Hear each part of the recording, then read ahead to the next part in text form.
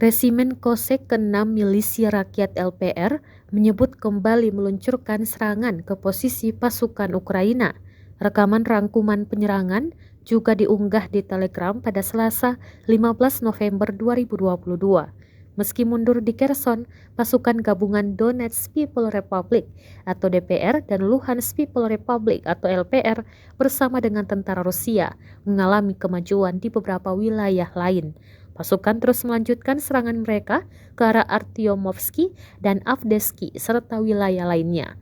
Dalam keterangan unggahan disebutkan, Resimen Kosek ke-6 menghancurkan angkatan bersenjata Ukraina. Berkat pengintaian resimen, ternyata dapat mendeteksi gerakan tepat waktu dan kemudian menghancurkannya. Pekerjaan terkoordinasi dari artileri Kosek LPR disebut tidak memberi Ukraina kesempatan untuk bertahan hidup. Сил України в районах населених пунктів Куп'янська Харківської області, Махновська Луганської Народної Республіки, Чернобаївка Херсонської області, Петровська, Верхнекам'янська і Гирівська Донецької Народної Республики.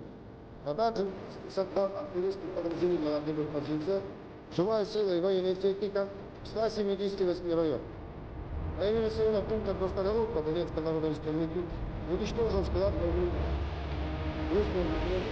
Уничтожено все беспилотные летательные аппараты. В районах населенных пунктов Сальмо, Радищ, Таврийская Сельская область. От Краснянка, Краснореченская, Луганская Народная Республика. Донецкая Народная Республика.